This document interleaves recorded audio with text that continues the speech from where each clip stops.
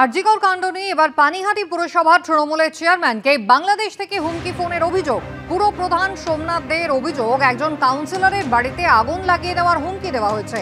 বাংলাদেশের সংবাদ মাধ্যমের নামে প্রোফাইল খুলে হুমকি দেওয়া হয়েছে বলে অভিযোগ তৃণমূল পুর প্রধানের। তিনি দাবি করেছেন, এই নিয়ে খড়দা থানায় অভিযোগের পরেও হুমকি ফোন এসেছে। ফোনে ইন্টারন্যাশনাল কল দেখে 16 তারিখে প্রথম এসেছিল ফোনটা রাত্রিবেলা, এই সন্ধ্যেবেলা, তখন আমি ধরিনি যেহেতু মিটিংয়ে ছিলাম। 17 তারিখে দুপুর 11:56-তে প্রথম আসে, কথা বলে শেষ করে দেওয়ার পর আবার 11:57-তে আবার ফোন করে, আপনি ফোন রেখে দিলেন কেন? পানিহাটির বুকে এক অভয়া নিয়ে কি বলে, অভয়ার ব্যাপারটা আপনারা দেখলেন না, আপনারা বিচার করলেন না। দ্বিতীয়ত হচ্ছে পানিহাটির বুকে সমস্ত জাল ওষুধের কারবার চলছে, আপনারা দেখছেন না। পানিহাটির বুকে জুয়ার ঠেক চলছে, আপনারা দেখছেন না। এইভাবে একটা মানে বকলমে একটা থ্রেট করা যে আপনারা কেন দেখবেন না। আমি বলছি যে ড্রাগ কন্ট্রোল দেখবে, ওষুধের ব্যাপারটা, জুয়ার ব্যাপার থাকলে আপনি পুলিশকে ইনফর্ম করুন, পুলিশ দেখবে। এটা তো পৌরসভার চেয়ারম্যান হিসেবে দেখার দায়িত্ব না, না আপনাদের দেখতে হবে। নানান ধরনের বক্তব্য হ্যান বলে। ভদ্রলোকের যা কথা শুনলাম তাতে বাংলাদেশের গলা তার বোঝা যাচ্ছে।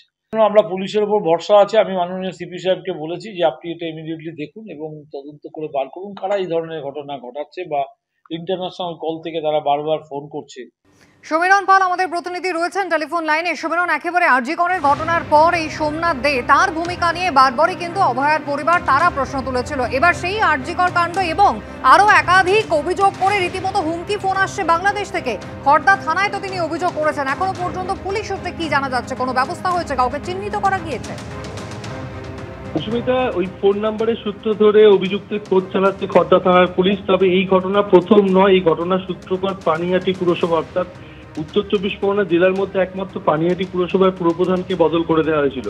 মলয় রায়কে সরিয়ে সোমনাথ দেকে পুরপ্রধান করা হয় অমরাবতী মাঠ বিতর্কের পর থেকে।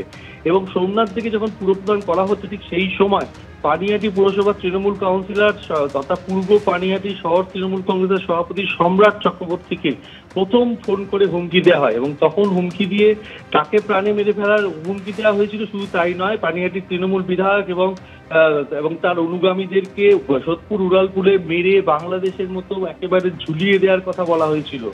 এই সমস্ত হুমকিপণ যখন দেওয়া হয়েছে ঠিক তার পরপরই তাপস দে, পানিহাটি পুরসভার আরেক কাউন্সিলর তথা পুর পরিষদ, তাকে হুমকি দেওয়া হয়েছিল এবং উপপুর প্রধান সুভাষ চক্রবর্তীকে হুমকি দেওয়া হয়েছিল।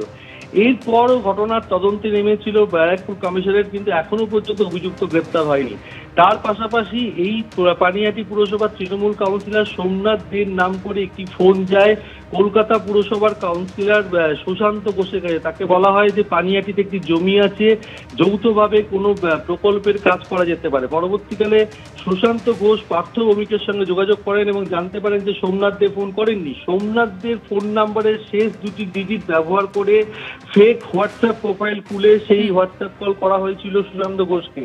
সেই ঘটনায় দুজনকে গ্রেপ্তার করেছিল খড়দা থানার পুলিশ।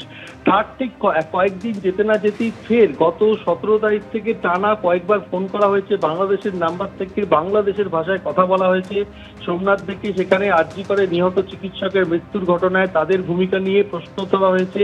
তার পাশাপাশি জাল ওষুধের কারবার ছেয়ে গেছে পানিহাটি পুরো এলাকায় এবং যত্রতত্র জুয়ার ঠেক গড়ে উঠেছে। এই সমস্ত বন্ধ করার কথা বলা হয়েছে, নাহলে কোনো চরম ব্যবস্থা নেওয়া হবে, এই হুঁশিয়ারি দেওয়া হয়েছে ফোনে। তার পাশাপাশি ফের সম্রাট চক্রবর্তী তৃণমূল কাউন্সিলর, তাকে নিশানা করা হয়েছে, তাদের বাড়ি পুড়িয়ে দেওয়া হবে এবং তার গতিবিধি সম্পর্কে নজর রাখুন। অর্থাৎ এই প্রথম নয়, এর আগেও এ ধরনের একাধিকবার হুমকি ফোন এসেছে। সমীরণ, ধন্যবাদ।